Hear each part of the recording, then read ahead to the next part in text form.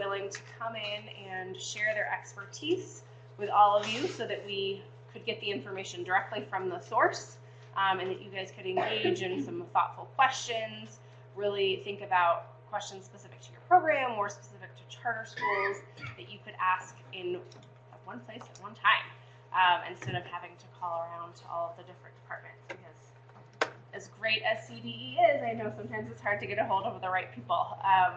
So we are grateful that you guys, there was such a great response for today, and I welcome any feedback that you have.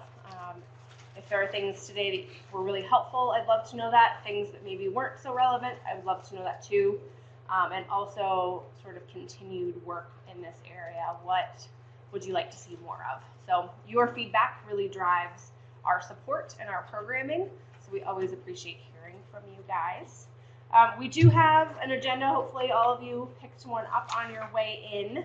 I've tried to work in a couple breaks, but of course, take care of your needs as you need to. If you need to stand up, walk around. I know most of us who are used to being in the classroom and around little ones all day probably aren't used to sitting for an extended period of time, so if you need to stand or walk around, that's totally fine. Restrooms are just out that back door to the left, and we have some breakfast snacks this morning, and we'll have lunch around 11:50.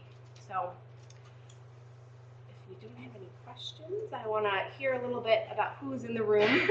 I sort of know selfishly because I've seen all of your registration, but so that you guys can know who is sitting next to you and who you could possibly connect with or network with during breaks or lunch, and maybe ask some questions if you have similar student populations or in similar areas or some unique characteristics. So we're okay. Michelle, do you want to start? You'll be presenting later, but you can introduce yourself now. I'm Michelle Boyer. I'm with CDE, and I work for the Colorado Preschool program. And they picked me because each of the specialists in my office has a region of folks, and my region includes the Charter School Institute. Hey! Hi, Debbie! So that's why I'm here today. So I have had a little experience with charter schools, and I'm glad to be here to help out. I'm Joy Watson. I'm at Woodrow Wilson Academy in Westminster, and I'm new to being the pre-K director there. So so I'm excited to be able to network. And I'm Amy Deerking, and I'm at Littleton Prep down in Littleton, and we opened the preschool portion 3 years ago when we moved to our new building. I'm Tina Cachetti, and I'm new to charter schools. I work at Rocky Mountain Prep Creekside in the preschool program, and we have just one room that has 3 to 4 girls, and that's where I teach. I'm with High Point Academy out in Aurora, and I'm the preschool director, and so I oversee 3 classrooms. I'm Sabrina Ferguson. I'm currently with the Rutherford School District in the Salt, director there, but I'm also a board member and director qualified looking to reopen a preschool at the Marble Charter School. So I'm here to learn a little more about the charter school. I am Emily Freer, and I'm from Compass Montessori in Wheat Ridge, out there, and we have multi-level, multi-age classrooms, so we're preschool to kindergarten in one class. So we're going to learn a little bit more about that. I'm Christy Bessler. I'm the preschool director at Parker River Knowledge. We've been the preschool portion has been open 5 years. My name is Danielle Brown. I'm at SPED Academy. I am new to the preschool director position this year, and I'm also teaching as well. My name is Gretchen Brogan, and I am the director at American Academy Kindergarten in Parker. I have 8 classrooms, and we've been going for 3 years now. My name is Karen Southern, and I'm from National Academy. This is our 6th year preschool, but recently joined the director's position, so I'm learning a lot about CQB, networking connections, helping out faculty members for Catalyst. Jessica and I have worked on Montessori School, child director, and office manager, grant manager, many roles. We are in the middle of our 2nd school year.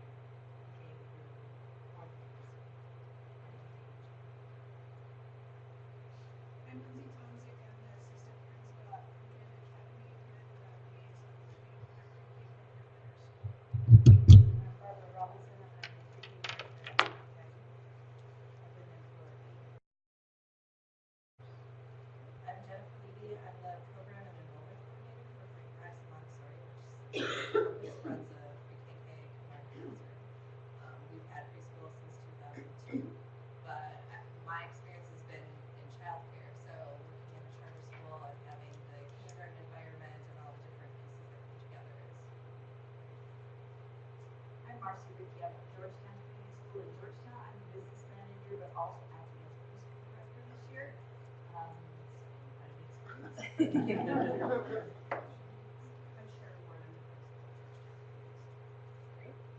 So we've got a lot of variation in the room, from programs looking to potentially open to ones that have been open almost a decade. So that's great. And of course, as we know, in the charter school world, many of you do multiple things at multiple times at the same time.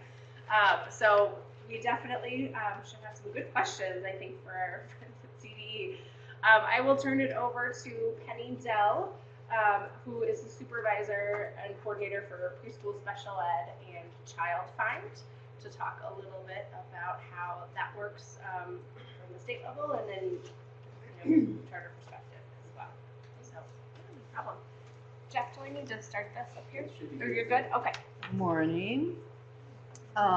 Thank you for inviting all of us from CDE here today. We get calls about charter schools. I know we've had a lot of, last year we talked a lot with High Point. First of all, how many of you are under CSI? Okay. So it's confusing, I'll just tell you that. It's confusing for us, so I know it's probably confusing for you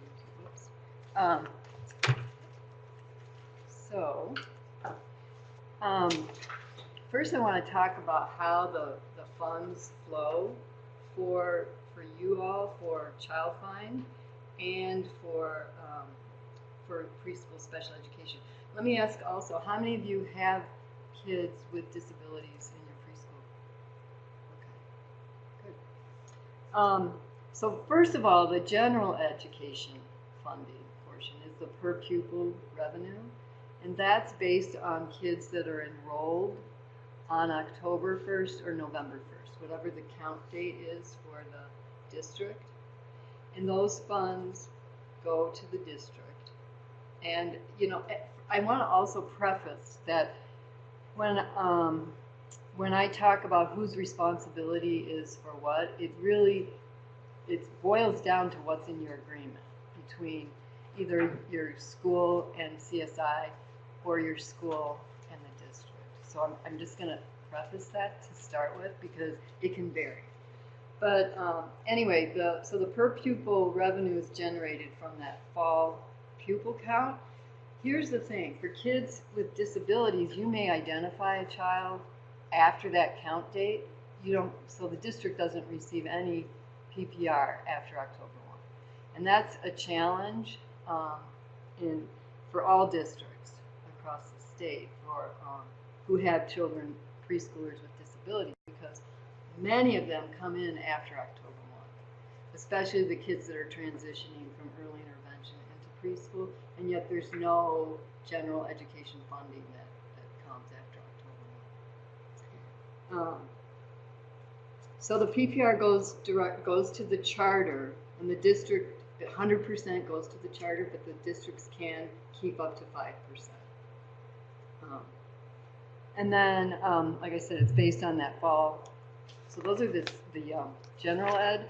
Then here are the special education funds. So we have IDEA, Individuals with Disabilities Education Act. So we have federal funds that come to the Department of Education, and then ECEA, which are the state special education funds. And those go out to either the authorized district or CSI. And that these funds have to flow in the same manner as the district would flow these funds out to schools. Most districts, it's very rare that districts flow any of these funds or the IDEA funds out to schools. That mostly stays at the district. Okay, so these do come to your authorized either district or CSI. And the other thing I have to say is IDEA, the original law was enacted in 1974, has never, ever, ever, ever been fully funded. So every state struggles. And Colorado, our state, as you probably know, our state education funds are really low as well. We're, I think, 48 out of 50. So districts struggle across the board. So IDA, the federal funds, is a formula based. It's not at all based on the number of kids in a state that have disabilities. It's a base amount, and then they look at the population, the overall population of the state of kids in school, and in that population, preschool isn't even included. It's K-12. So it's they look at the population, they look at a poverty. It's a formula. I don't really, follow the whole formula. But anyway, the point here is that it's not based on the number of kids in a state who have disabilities. However, the state funds are, and those are based on a December 1 count. So if you have preschoolers who are on an IEP on December 1st, those kids are counted and funds are generated from state special education funds are generated from that December 1 count. Again, if you identify kids after December 1, there's no funding that follows. Let me know. You stop if you have questions along the way here. So eligibility. Who has the responsibility? So ultimately, it's the administrative unit. So CSI is considered an administrative unit, just so you know. So whoever is the administrative unit ultimately has responsibility for child find and for services. So this is where it gets a little tricky. If you have a preschooler that's in your program and you suspect there's some disabilities, it's the AU's responsibility to evaluate. So if it's a CSI preschool, then it's CSI's ultimate responsibility that evaluation is done.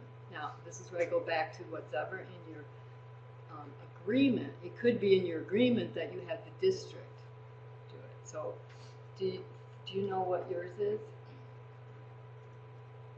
Because you're the only one in here that's CSI, right? I don't do any of this. So that's why I keep saying, I'm going to say what it is, but ultimately it's what's in your agreement, and you can always ask your lawyers. But the bottom line, this is what I want you to hear. It's ultimately whoever the administrative unit is, it's their ultimate responsibility that it gets done, however that gets done, whether it's through a contract or what. Now, so that's for kids who are in attendance. For kids who are not in attendance but reside in the district, it's the district of residence. So if you're a CSI preschool over here and you have a family, let's say, that has a preschooler but they're not in your preschool program, they're at home, and the parent comes to you and says, I have a 3-year-old that I think might have some disability. Because they're not in attendance at your CSI, it's the school district's responsibility. Does that make sense? Yeah. Sorry, I misunderstood the question. Actually, what we do is we refer our preschool students to go to their home district and get referred. Yeah. Then once they get evaluations, then our Yeah. SPED department. Yeah. And that's how it typically is. Because most districts want to do their own evaluations. Right. So here's the other thing too. So, I'll get to that when we talk about services. So anyways, this is clear if it's the district of attendance. If they're in the program, if they're not, it's the district of, I shouldn't say district, administrative unit of residence. Yeah. The rules apply differently if you're public versus private preschool? Yeah. Well, not the child find rule, but services change after that. Yeah. Child find is available for any kid, for any child that has a suspected disability. I'll talk about what happens when they're in a private preschool when I get to services. When should a referral be initiated? Really, it's when anybody suspects that there is could be a disability. So, do any of you do routine screenings with your preschoolers? Any kind of developmental screening? In terms of like an official screening or like a TS Gold assessment? No, not TS Gold, like, ages and stages, or just like a developmental screening tool. Do any of you do those? We do one at the beginning of the Yeah, year, okay. but it's like us. Yeah. Okay. So sometimes if you are doing any kind of screening, sometimes you might pick up something that says, well, this kid is kind of in the gray area. Or a parent may say, I have some trouble understanding them. You might, have some suspicion of there's something going on here. So it's any time anyone feels that there could be a disability, that's when you initiate a referral. And just so you know, it's the parent that has to initiate it. Now for birth to 3, it's different, but for 3 to 5, the parent has to be the one to initiate. Yeah. So I was going to ask about that age group, because I know they only take up to 5-year-olds. So when would be the latest from their 4 to 5 age that we can still refer? Like if they are about to start kindergarten and they're going to turn 5 over summer, Yeah. then that is not time really. No. You refer anytime. Even if it's 1 month before, or even with Yeah. 5? And typically, if they're close to kindergarten, entering kindergarten, the responsibility goes then to the home school. So I just want to be clear. These are different teams. Every district has a birth to 5 child find team. I should say the majority of them have a birth to 5 child find team. Some, that team is birth to 21 because the law is birth to 21 for child find. Most districts have a designated birth to 5 child find team because they are responsible for evaluating kids who aren't yet in school. Once they're in school, those referrals are school based, and typically every school has their own identification process. So yeah, if it's close to kindergarten, I would refer to the school. To start with the parents and the teacher for kindergarten. Mm-hmm. And the other thing to remember is child find is a year-round process. Referrals can be made anytime during the year. Over the summer, people do take breaks, so it's not, the offices aren't open every day, but districts are charged with making sure that evaluations are happening over the summer. They have a reduced schedule, but they still have to happen. Yeah. So let's say you send a child to Child's Find and they really struggle in the classroom. And they come back and Child's Find says, oh, we didn't find anything. Like, totally fine. Yes. And what do we do? Is there anything else? Let me talk about that when we get to services. Okay. Yeah. So is that clear, like when you should refer? Yeah, okay. What does the process look like for 3 to 5? It really should say evaluation. I put eligibility determined because typically for 3-year-olds or 4-year-olds, the eligibility is determined at the time of the evaluation. So it's really so the evaluation has to be completed within 60 days of receipt of the signed parental consent to evaluate. Again, that's how the law reads, the receipt, that's how our state law reads, receipt of signed. For preschool, it's always, I would say 99% of the time, it's the day of the evaluation.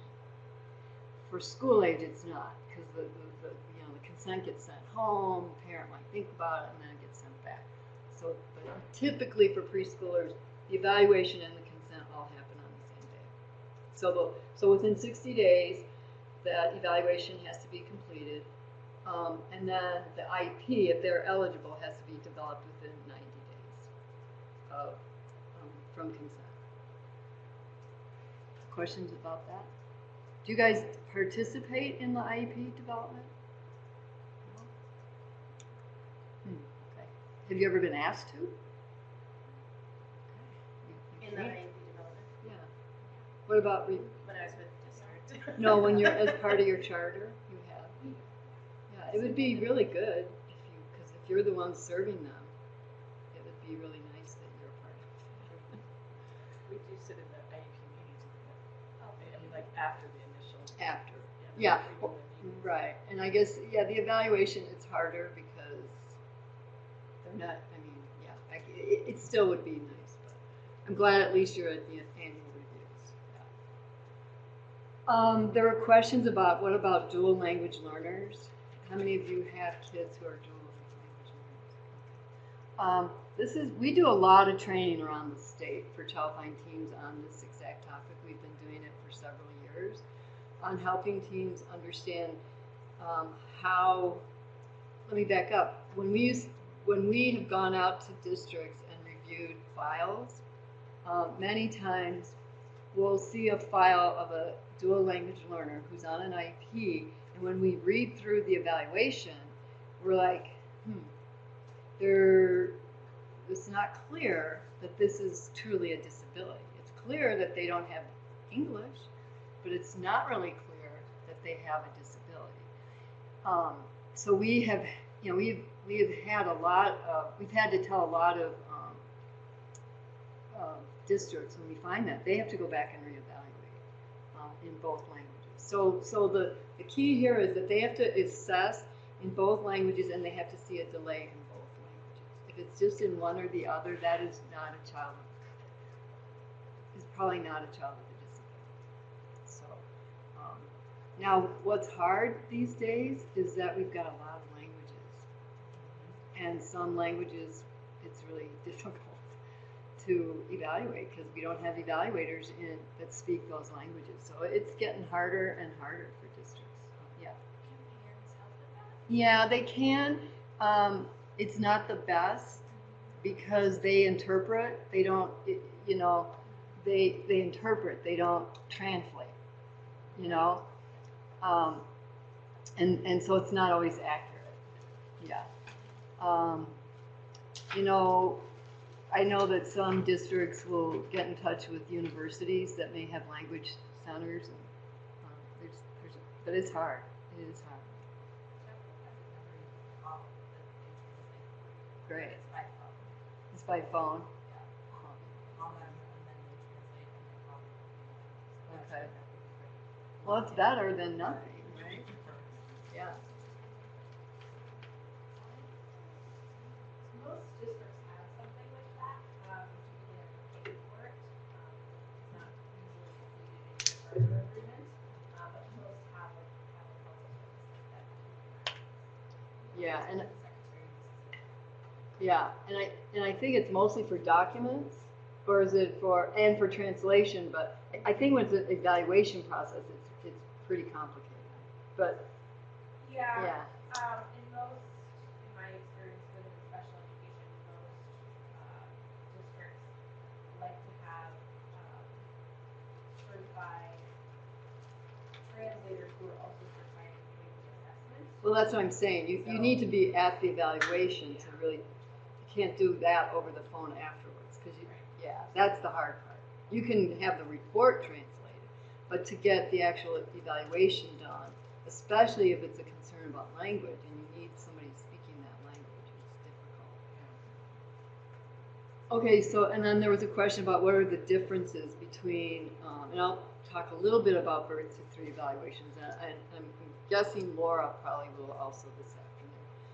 But so the evaluations, the 3 main differences between evaluating a child, infant or toddler, child birth to 3 versus 3 to 5 are these 3 things. So the timelines are different. For under 3, the timeline to have the evaluation completed is 45 calendar days from the initial referral. So it's not anything about the consent. It's the day a parent calls either the district or the community center board, or you make the call, or whoever hears about that concern first, that starts the time, the clock ticking. So it's 45 days, so it's shorter because they're younger and their development changes quicker. The areas of development is different. For 3 to 21, the law, when IDEA was reauthorized several years ago, and then whenever IDEA is reauthorized, we have to reauthorize our rules. And this last time in 2009, the special education directors around the state said we want our rules, our state rules, to align as closely as possible with IDEA. We don't want anything more than what IDEA says. Because states can put more rules on, but they can't do less. So in 2009, we changed our rules from saying that for preschool we used to say that every area should really be looked at. And when the rules changed in 2009, now it says primary concern. But then it also says, and this is what we always say to early childhood evaluation teams, even though it says, that the only area that needs to be assessed, and it doesn't say it like that, but it says primary area of concern. It also says, and the evaluation must be comprehensive enough to identify any needs. So we say to early childhood Childline teams, a 3 and a 4-year-old, you all know how that one developmental area really impacts another. So you really shouldn't and can't just look at, okay, this is a kid that has a speech delay. All we're going to do is look at speech. Speech interacts with cognitive. Motor development really impacts language and cognition. So anyway, we say you really should look at all of them. In Part C, it's very clear in the law that you must look at all the areas.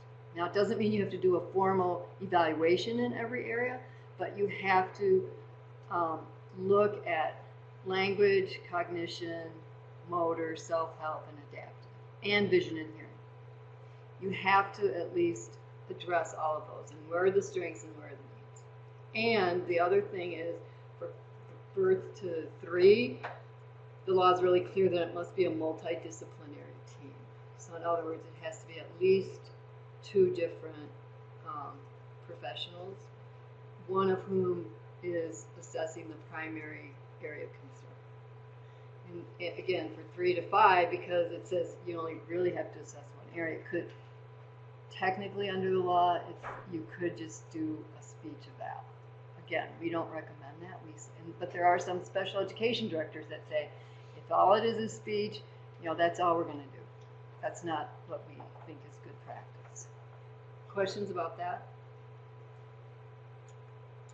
Okay, so I wanted to, how many of you have gone onto our website, our Childline directory website? So I'm going to go here and show you. Okay, now it's not. Oh wait, I know. Okay, it's not working. Maybe I have to. Uh-oh. Oh, we're fine. I don't see. I thought I had it done. Okay, so this is our Childline website. There's lots of stuff on here, but so if you go up here to local Childline contacts, and you'll see a map of the state, and then you'll just click on who wants to, what area should I pick?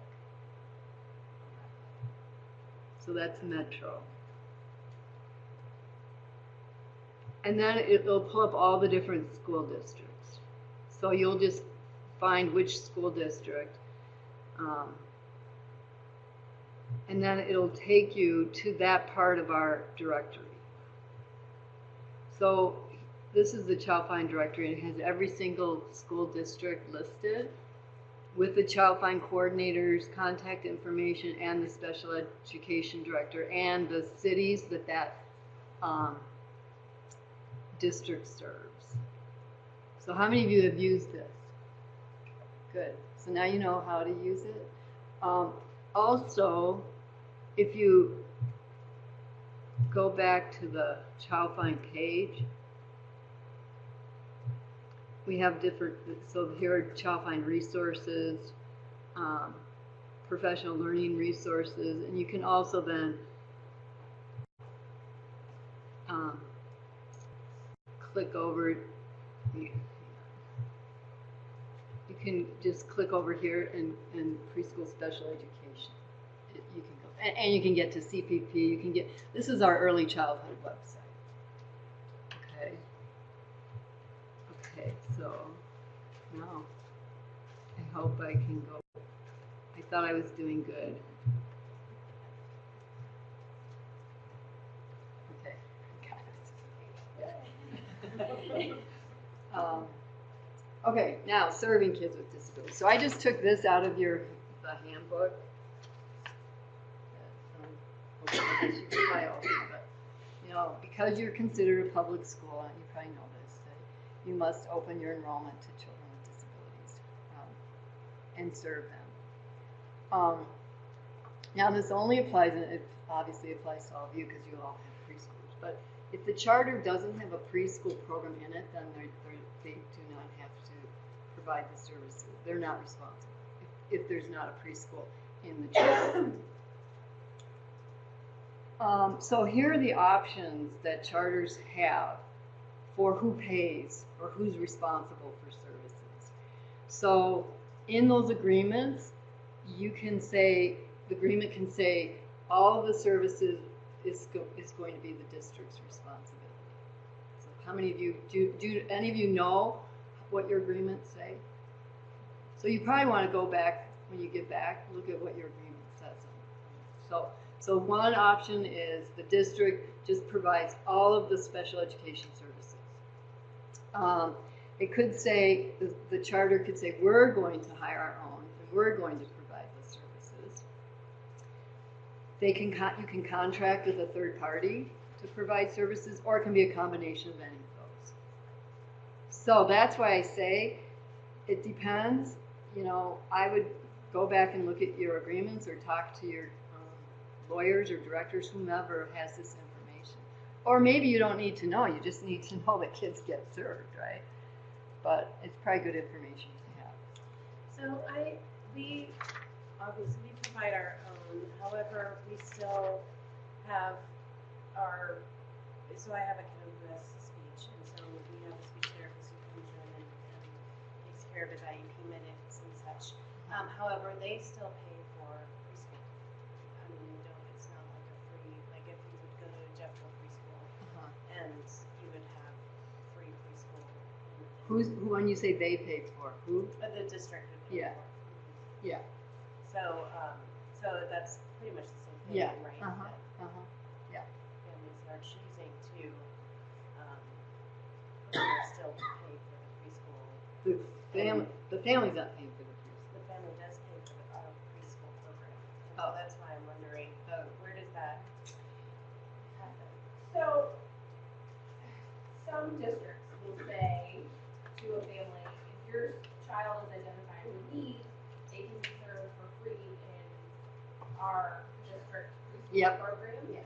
If you want to choice into a different program where we don't already provide services, then I believe the family does pay for the preschool program, but the charter school then pays for the services. Correct.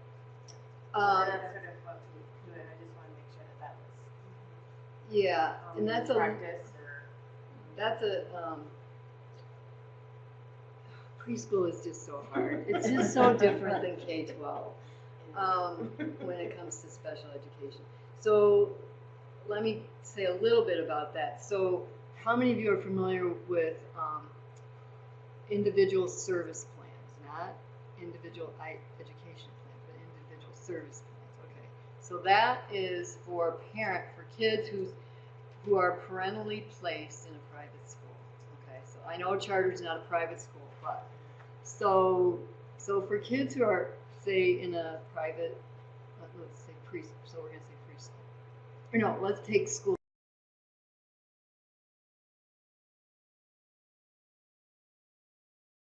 age first. They get evaluated, they are determined to have a disability, The school district, says, well, if you come over here to our school, our public school, you can get your services, blah, blah, blah. And the family says, no, I would prefer to keep them over here. Okay, fine. Then that's when an individual service plan takes effect. Districts have to have, or administrative units, not districts, administrative units have to have agreements with whomever the private schools that they identify within their districts. They have agreements that say, okay, when you have kids that have disabilities, this is what we'll do. So it's all over the board what AUs will do. Some of those agreements say all we'll do is consult with the classroom teacher. Some will say, yes, we'll send a therapist over there. Some will say, we'll provide training. So it's all different. Here's the thing. The law talks about ISPs are for elementary age children. So a few years ago, people were asking, does this apply to preschool? So we went to the Attorney General and said, Colorado does not have a definition of elementary education. We do not have a state definition. So that's why we had to go to the AG. And the AG said, well, the only thing we can say is in Colorado, compulsory education doesn't start till age 6. So therefore, these ISPs do not apply to preschoolers or kindergartners. So, unfortunately, those kids don't get anything if the parent decides to keep them. So what I hear you saying, though, that your charter will still go ahead and do that. And we still honor the IEP. Yeah, and that's nice. But I guess that's where they get out of, the IDEA and kind of really. Do they have an serve. IEP? The child does have an IEP. Well, so you're not out of IDEA. Right.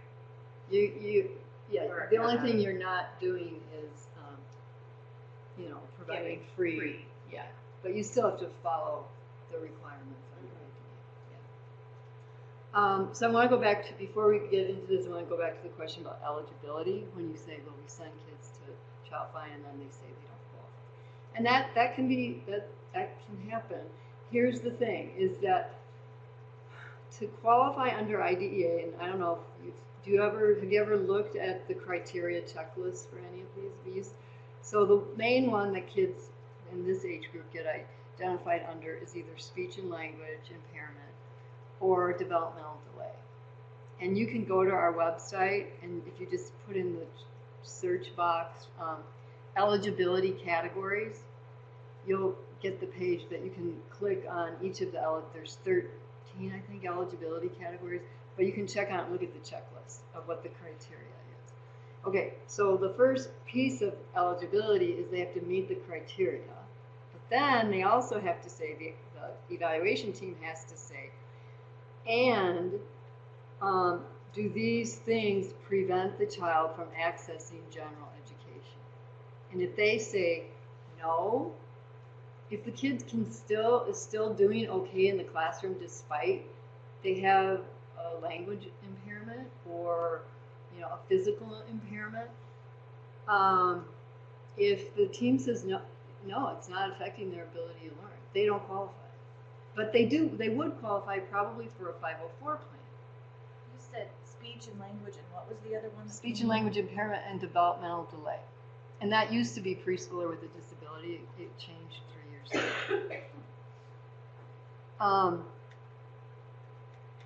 ago. And the other thing is, to qualify, they have to need specialized instruction. And specialized instruction in our state is special education or speech and language services. So if they only need OT, occupational therapy, or physical therapy, they don't qualify. So the sensory kids. Yeah. But they probably would qualify for a 504 plan.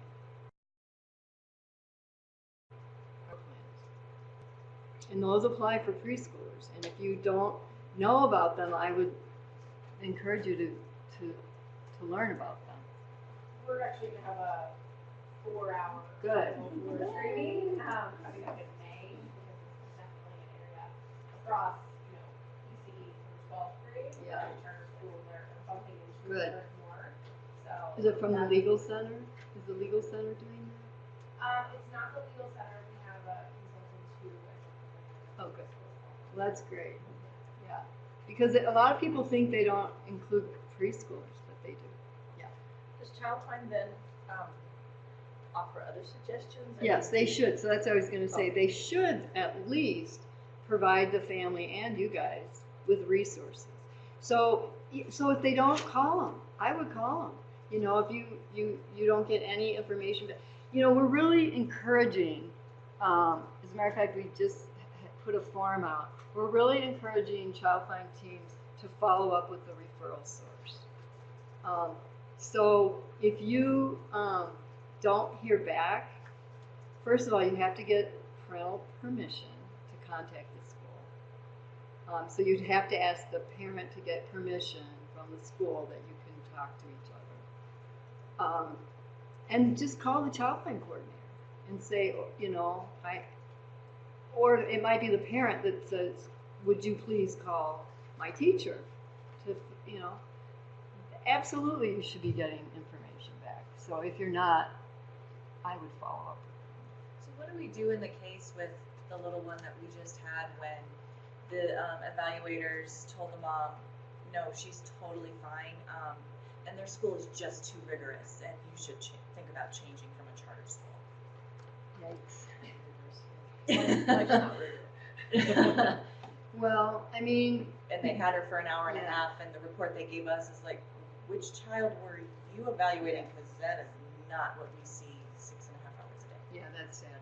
You know, and that's problematic in evaluating 3 to 4 year olds when we're not evaluating them in their everyday environment. You know, here they are, they might do really great in your classroom or not, and then they go into a room with unfamiliar adults, unfamiliar materials, and sometimes, you know, the way evaluations are done across the state vary widely. There's some that do really, really, really good play-based assessment, and there are some that still, you know, not many, I hope, that still do, you know, sit at a table and do, you know, tests. You know, that's really, I hate when I hear that. You know, I think it's just a matter of building that relationship.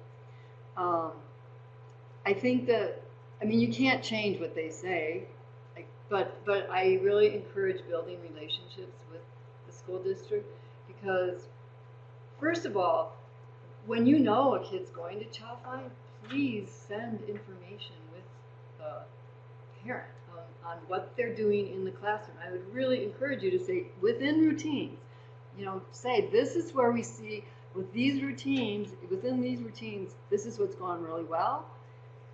And this, so if it's, what was the issue that this person got sent? She very behind on, she's one of the lowest in the class and she's one of the oldest. She just. In what though? Behind what? Cognitively,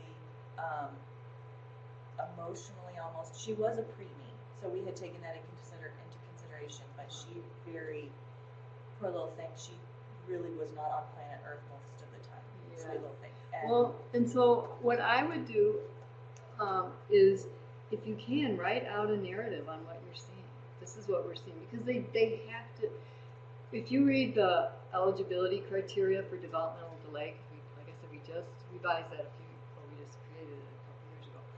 And the third criteria is that based on a body of evidence, the child is, you know, not, I can't remember exact words, but is not, you know, it's not performing, but, you know, are not doing what typical age peers. And we put in there that the body of evidence needs to come from several settings, and we include, you know, other preschool settings, childcare, home. All of that information needs to go into, it shouldn't just be what they see in that 2 hours that they're with the child. So I would really encourage you to send your own reports and observations with the parent to the Childline. This is good information for me because then we can go to our you know, get this information out to our coordinators too, that says, you know, when you have kids in charter school, you should be talking to those teachers. Yeah.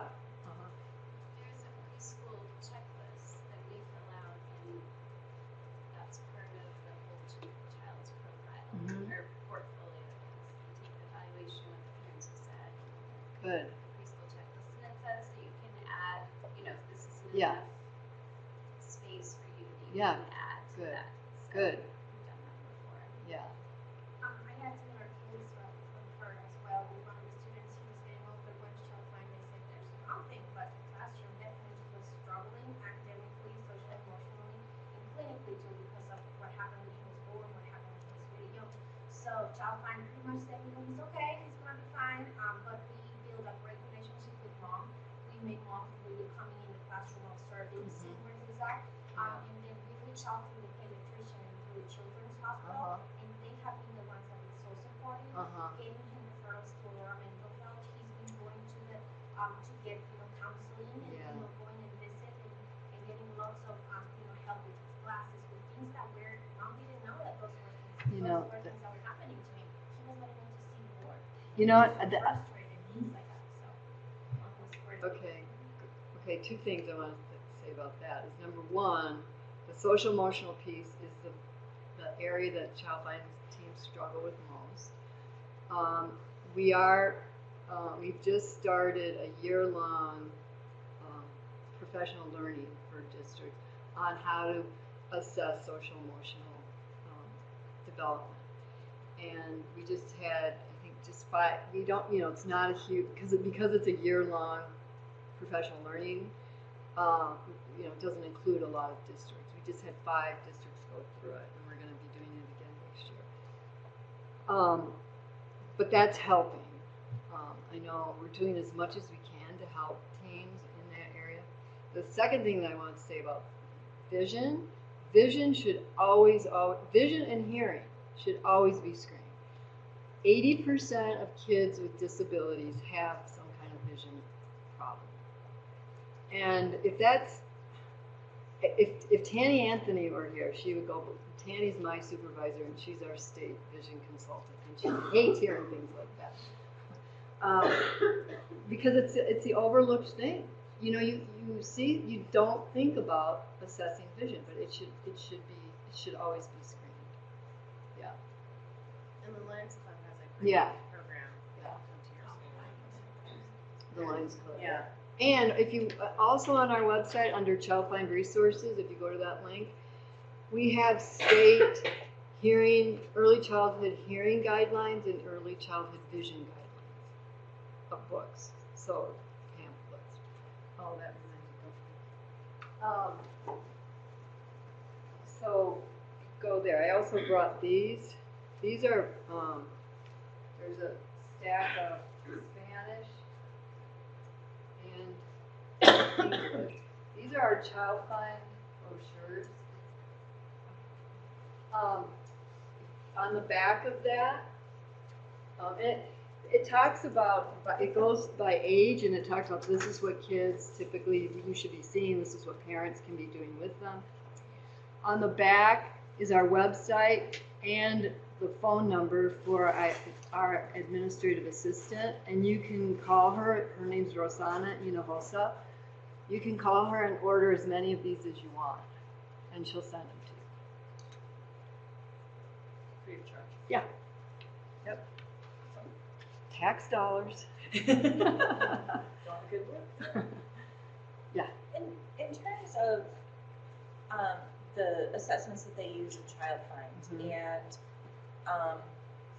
and teaching strategies goal being like, you know, the approved or And that's different. assessment That's system. yeah. If we're noticing a huge trend on the gold assessment, is that something that we should flag for Childline? If they're not in the correct color coded area Well, for it's their age, is that something that we should flag for Childline? Well, if you're going to refer, that should be part of the body of evidence. Okay. Yeah, definitely. Any information you have on how a child's functioning in any area is most helpful, because these are people that don't see, they've never seen the kid. So, okay, so service delivery, we talked about who's responsible based on your agreement. So there was a question about what about if a child who's already on an IEP gets enrolled? It shouldn't be any different. If they're enrolled, then whoever's serving the other kids in the charter, whatever group that is, would be serving those kids. Yeah. If you were, if you have a special education mild moderate teacher, who's serving your special ed minutes for your kindergartners, can they also serve minutes for Yeah, that's what I'm the going. preschoolers? Yeah. Yep. That's very good. That's the next question. Who can provide services? They have to be CDE licensed, and for a special education generalist cannot serve preschoolers because their license is K-12. So it has to be an early childhood special educator. They have to have an endorsement in early childhood special education or early childhood special education specialist. One's a BA, one's an MA. And then of course SLPs and OTs. They're SLPs, OT, PT. Their licenses are birth to 21, so they're all. But no, a general educator, special educator, cannot. So gen ed, special ed. It's called a special ed generalist. A special ed generalist, and there's a special ed specialist. But neither one of them can serve preschoolers because their endorsement is K-12. Okay, right. And ECSE is birth to 8. So they can actually serve kindergartners. And ECSE can go all the way up into first, second grade. Is that any other questions about who can? And then you asked too, Claire, you sent the question about what about significant needs. It really, whatever the needs are of the child, they need to be met. The services need to be provided. And it's the charter's responsibility. Did you have a specific question about that? No, and this is actually true in K-12 programs too. I think charter schools often run into this concern of a student who's enrolled or hasn't been identified and then is identified that has some needs that are on the lower severe side of the spectrum, and then it tends to be a struggle to sometimes serve those minutes. So we get that question a lot, and I know what I advise schools for in the K-12 sector, so I can kind of share that, and you can say if that differs for ECE, but you typically want to work with your administrative unit through your district or CSI when you are looking at putting the IEP in place for the student. There are times, and this also goes back to your charter contract, there are times where districts or administrative units will say if there are students with a certain level of severity of need, they will require those students to be served in district facilities. So, for example, there are some districts that have center-based autism programs, and they may say this student's needs cannot be met in this setting. Just the same way they would say, if there's a district neighborhood elementary school that doesn't have those programs, but a different one in the district does, and the district may say, the one that has that program, just because they try and consolidate their services so that they're not spreading themselves too thin. So in the K-12 arena, that's typically what happens. The district will usually work with you to find every possible way that you can serve that student within your building. But there are, of course, some exceptional circumstances where it is just too much, and they will recommend a change of placement. So so what Claire's talking about is the least restrictive environment. So when the IEP is developed, the team determines what is the it's on the IEP. It's listed as educational environment, and that's the least restrictive environment. So how many of you are familiar with that term, LRE, least restrictive environment? So let me, for those who didn't raise your hand. So that's in the law, it's really clear, least restrictive environment, and the definition is that, what it says is that children with disabilities must be educated to the max or to the extent appropriate with their non-disabled peers. So after the IEP's been developed, or you've done eligibility, you've talked about their strengths, you've talked about needs, you've developed goals, you've identified services, then you say, okay, where are these services going to be provided? And there's a continuum of LRE, starting with and it's also really clear in the law that you don't jump over to this continuum before you try the very first one, which is in the classroom with their peers with modifications and supports. So the first LRE is we're going to try providing services within the classroom, within routines. That doesn't mean we're going to take them and pull them over here, still in the classroom, but we're going to pull them over here. That's not what this means. So that's at that continuum. On this, the very other end of the continuum is separate class. So that would be like a classroom in a district that has, that's 4 kids on the spectrum.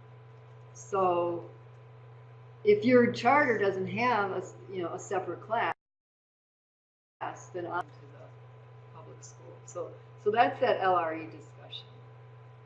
I also wanted to read out of here this is on page 22 about serving kids with special needs. It also then goes on to say the charter school developer should consider the general philosophy of the school when developing the philosophy for delivery of special education services. For instance, a charter school may have an experiential delivery model making the needs of a student with attention deficit disorder more unique. Further, a charter school with a philosophy that no student falls through the cracks may have an aggressive remediation program for students that are not attaining their full academic potential. So I thought that was kind of interesting. So when you're developing those agreements, that philosophy of the charter is taken into consideration. Other questions? Yeah. Maybe going back a little bit, but I understand that you can qualify for developmental delays in speech, but what are the things, what are the tests that they're doing when we send them to Childline? What do they do when they're there? I would also, if you ever want to, go with your student to the evaluation, or just call Childline and ask if you can come and observe. It varies, like I said earlier. It really varies. What we really promote and what we have trained for years, teams around the state, is Tony Linder's transdisciplinary play-based assessment. How many of you are familiar with that? Okay, well, a true transdisciplinary play-based assessment should be in the classroom. And it's just watching what they do, and it's gathering data. But you want to make sure that you're seeing what you need to see, so typically you'll have just one adult that interacts with the child and the other, like the speech pathologist or the OT or somebody is watching, but it's typically one adult that's interacting with the child. And everyone's getting their information on what they're seeing based from their perspective. And the adult, the OT may say, hey, can you get them to pick up some little pieces of whatever. So that's a true, we want to observe kids in the most natural setting as possible. So there are some teams that do really great transdisciplinary play-based. We also do a lot of training on what we call routines-based evaluation, which is basically the same. It's just watching kids or interviewing a parent. So the routines-based interview is really a conversation with the family that says, okay, tell me about your routines and what do you see, where do they have difficulty, what's going well. So then, you know, there are a lot of teams that still do, especially, you know, the PLS, the preschool language scale. Are you familiar with that? That's a very common tool that speech pathologists use. The DAISY is another one that, you know, we have our mixed feelings about that, but it's used a lot, and it stands for, I think it's Developmental Assessment of Young Children. The Battelle is used, and again, I don't think that's a great tool because it doesn't have, it's gotten better, but it's not real incremental in skills. Some areas go, you know, from this level of skill to this, and they miss some of the finer delays that kids might have. So for motor, Peabody motor scales is used. Again, because the first criteria on that developmental delay checklist is that the child scores at a 7th percentile or lower on a standardized assessment, people do still use standardized assessments to get them to qualify. We say you don't have to use that because you have 2 other criteria that you could use. One is just that they have a medical condition or some kind of condition that's associated with developmental delay or disability. And then the third one, like I said, is that body of evidence. We do say that whatever you do, you cannot do just one method. So in other words, if you are using standardized assessment, you can't just use that, period. You still have to have observation. You might use a developmental checklist. You want information from the family, information from you all. Does that help? What was this name, Tony Linder. And she lives here. She's from Denver. She's from DU, actually. So we're lucky. That's why we get to do a lot of, we use her a lot. Where does the dial? Yeah, that's a screening. Okay. So a lot of times, that's the other thing. Sometimes teams, when they do like an intake, when they get the parent, I have like 1 minute left. When kids get referred, the team has the option of saying, based on what they hear from the parent, like saying, well, you know, first we're just going to do a screening to see if there are some suspicion of disability. So they may just do a screening and say, no, we don't really need to do a full eval. This kid is okay, but you might want to come back in 6 months and we'll check again. Or the screening will show, yeah, we definitely need to go into an evaluation. Some teams just go straight to evaluation because it's less time than doing a screening first and then the evaluation. Jenny, I know you took that one back. Oh, you do? One time. Oh. Yep. Okay. May not need all Oh, of it, that's but right. You Okay. can take a breath now. Okay, that's right. You do. Okay, so I'll probably end early. So transitions. So first, are there any other questions about service delivery or child find? Yeah. To get the information from Childline, is that a form that Childline has the parents sign, or is that something schools should generate to have that release of information? Yeah, the parent, it's a school form. The parent has to just sign it. Yeah, I'm trying to remember the name of the form. A consent for, anyway. The parent has to see who's getting the information and what information and why.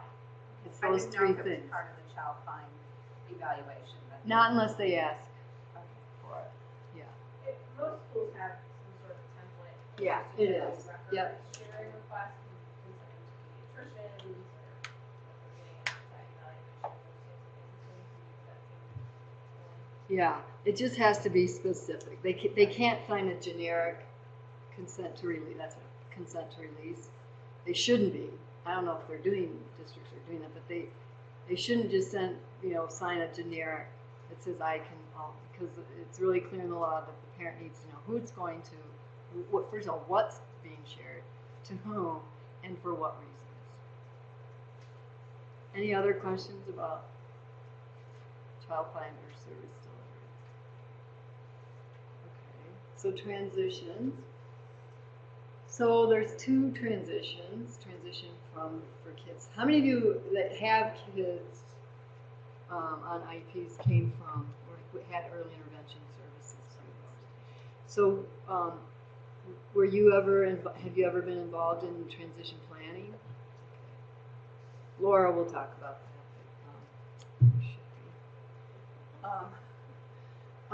So for kids who are transitioning from Part C, first of all, parents have to give permission to even let the district know that their son or daughter is getting ready to transition or to leave Part C. It's not it used to be automatic and so the Part C services are typically provided by the community center boards. You guys are familiar with community center boards? Anybody not familiar with community center boards?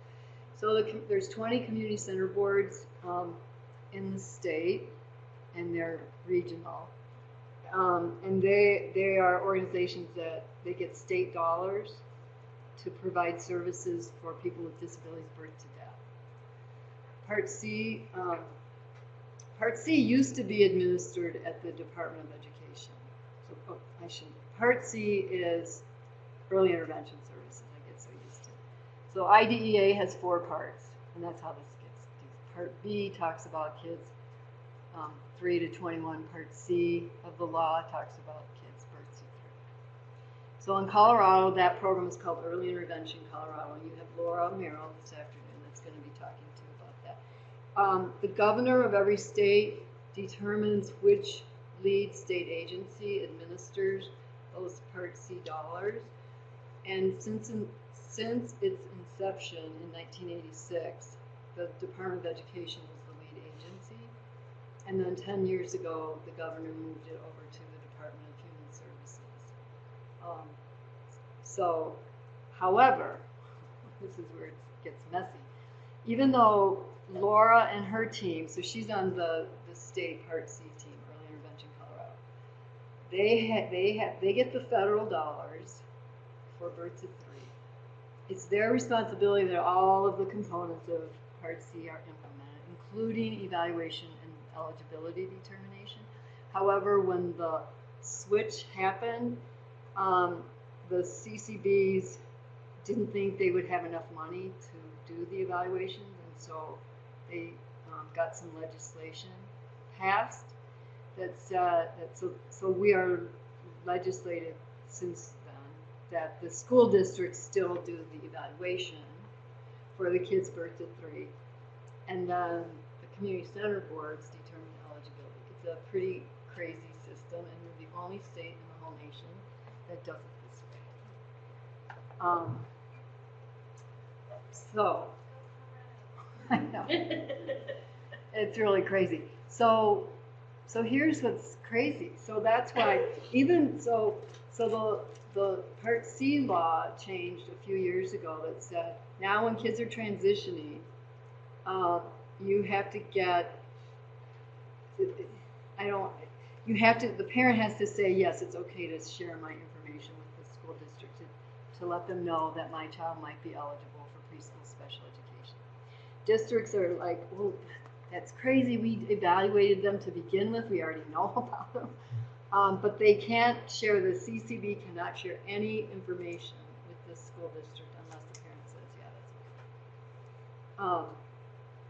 So under Part C law, a transition conference has to be held 3 to 6 months prior to the child turning 3. Actually, I think it's 3 to 9. I think I broke that up. But anyway, they have to have a conference, and then at some point, prior to 3 months, they have to have a transition plan. Many times that plan is developed at the conference, but it doesn't have to be. It does say in the law that the whoever's going to be receiving the child should really be a part of that plan. But even in our school districts, that doesn't always happen.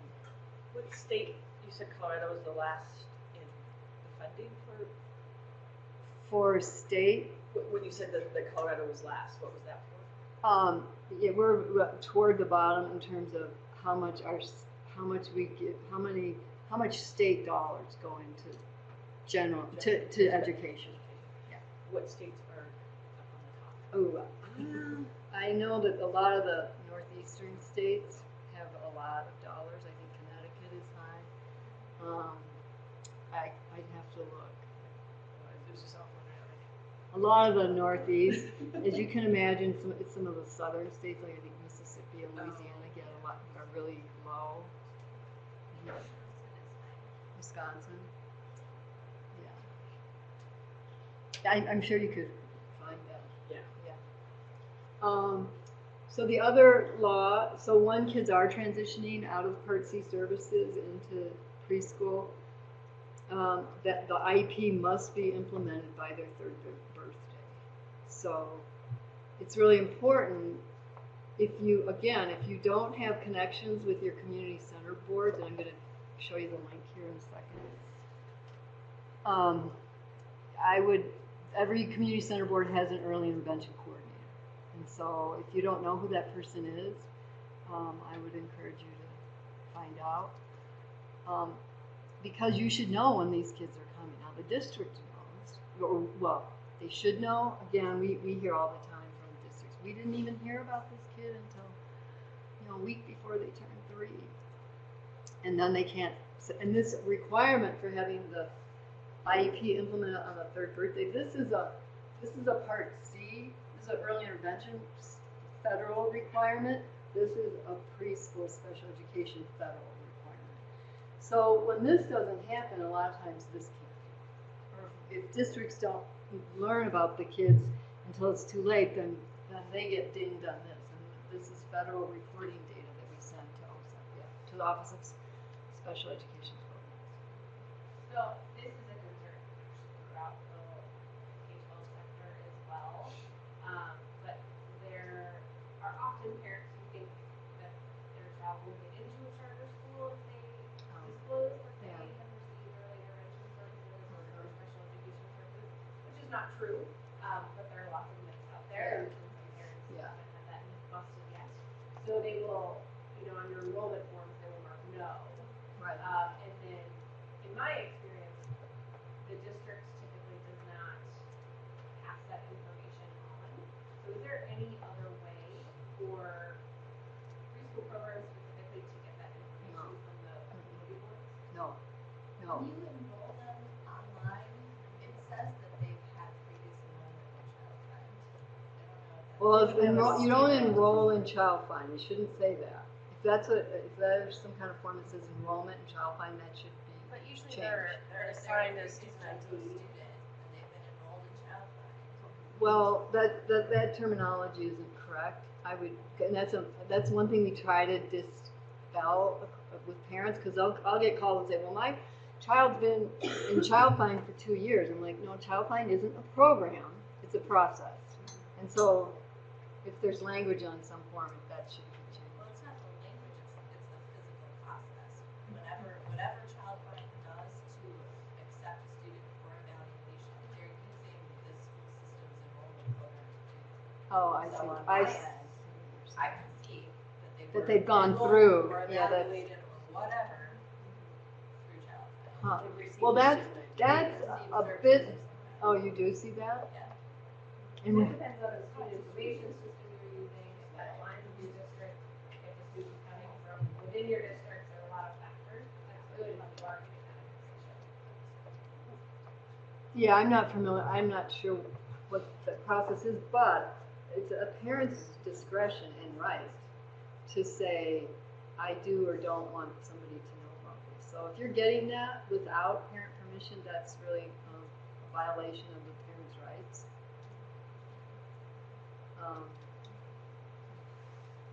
Yeah, I'm not sure, but so anyway, to answer your question, no. And the districts hear the same thing, and that's why a lot of parents opt out. It's called opting out, of not letting districts know when they may enroll, they may, not say anything about special education and qualify for CPP, and get in through that way. Because again, they don't want people to know. They don't want. It's unfortunate that they see that as a detriment or a label or whatever. because we want to help kids as early as possible. From preschool to kindergarten, there are no state or federal requirements at all about that. We really do think it's a good thing to have some kind of transition planning. I don't know about you guys. So in any of your programs, what we hear sometimes, or not sometimes, but quite frequently from kindergarten teachers is the preschool teachers will try to coordinate or talk with the kindergarten teachers who will be receiving the kids on IEPs. And we hear a lot that the kindergarten teachers say, nope, I don't want to know anything. I want to have a clean slate. I want to see this kid on my own. And da, da, da, da. Well, that's contrary to all the research that says, the success or the trajectory of a kindergartner is really based on those first 6 weeks of school and how well they do. And so there's some great research out there on how you prepare kids and families for transition, and it's both transition from Part C, early intervention, to preschool special ed, and from preschool to kindergarten. So write this name down, Beth Rouse, R-O-U-S, and if you just Google her, she's done the primary researcher on this. Her document, she has through her research, she developed 22 22 practices on preparation and adjustment. So it's based on how do you prepare kids and families to transition, and then once kids have transitioned, what are the adjustment practices and strategies. So she did all that research, and it's great. And I can never find it, the tool. But if you Google her, you'll see you'll see a lot of it. We've had her out here a few times, but under each of the 22 practices are specific strategies. And I really would encourage you to do it, because the research is really clear. Kids have to be, if they're not adjusted from that first 6 weeks, the trajectory isn't as good. So planning for transition is really, really important. I think that's all. Oh, yeah, I have some resources. First of all, questions?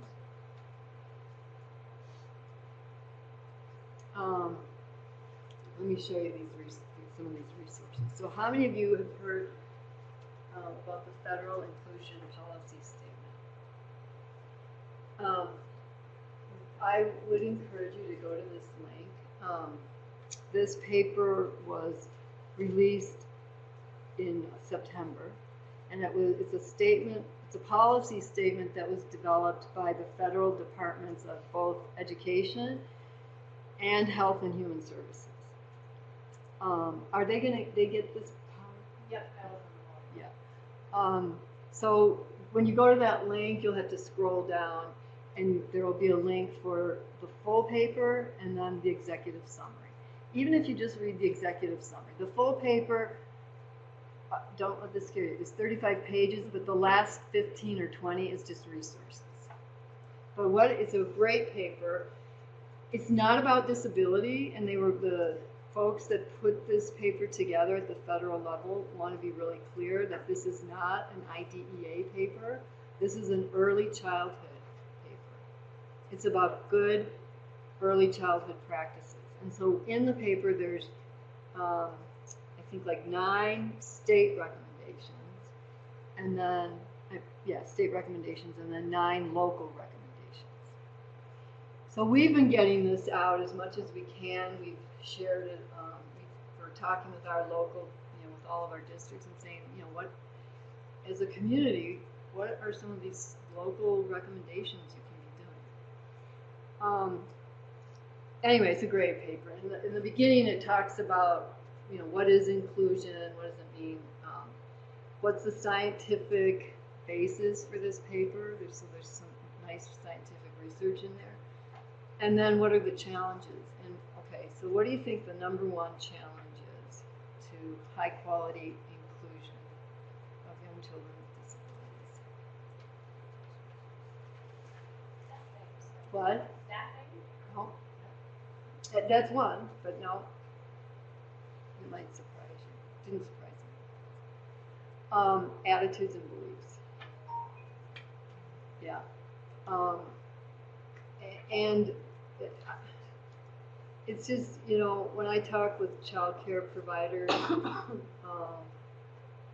it's like their attitudes and beliefs of, ooh, I can't do this. I can't have kids with disabilities. I don't know what to do with them. I might hurt them. I can't meet their needs. It costs too much, you know, all of that. And it's just not true. And what I always tell people is kids, no matter what, kids are more alike each other than they are different. But when we see a kid with a disability, we automatically focus on how they're different. So it's those attitudes and beliefs, and it talks a bit about that. And collaboration. But anyway, if you get a chance, I would really encourage you to look at that. Are any of you familiar with DEC, Division of Early Childhood? Good. So the DEC is a division under CEC, which is the Council for Exceptional Children. And so they have a division under that called the Division of Early Childhood. And they have a book on recommended practices. And it's, excuse me, and there's the link. So that's another great resource to look at for what are recommended practices for, you know, having kids with young children with disabilities. And you know what? Most of these practices, they're good for all kids. That's what's so crazy. It's like I get so tired of even having to talk about inclusion because we shouldn't even have to have that word. It's just they're kids and they're in programs, and let's just do what's good for all kids. So, the Early Childhood TA Center is a great resource. There's tons on that link. Just transition, services. I mean, that's a great resource for kids with disabilities. And then EI Colorado, that's Laura. Okay, I have to remember how to do this. So here's their website, and I'm sure Laura will show this to you today too. So they have, let me find the state map on how to make a referral. So for kids under 3, you can make a referral. The referral can either go to the school district or the community center board. Let me see if I can find the map.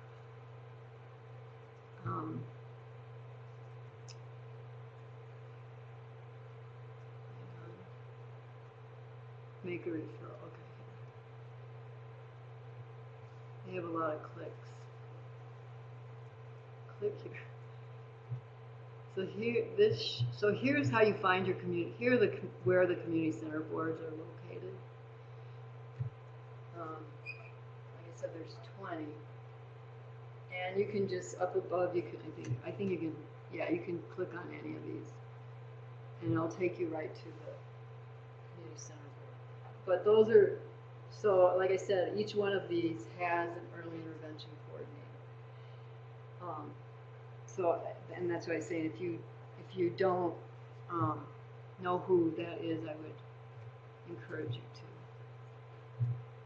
to. Okay, and then here's my information, and I meant to put Heidi. Heidi McCaslin is our state child find coordinator. So I'll just type it in here real quick. And you can call either one of us. There's four of us on our team.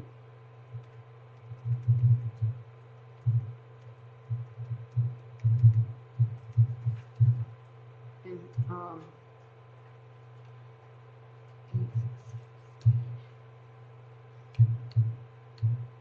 that's her contact, 303. But she's our state child find coordinator. And so either one of us can help you with any. Winnette Howard is our service. I should put her right there too. Winnette Howard, and if the emails are the same, Howard _W. And her phone number is 866-6712. And she is our preschool program coordinator. So feel free to call any of us with any of your questions. Like I said, Heidi's focused more on Childline, Lynette's service delivery, and you can call me for anything. So any last questions? I hope this was helpful. We kind of struggle with how do charters work with preschool special education. So this was actually really helpful for me to put this together so I can get it clear in my head. All right, thank you. Thanks, Kathy. Yeah. All right, we'll have a little bit of time. We do have our next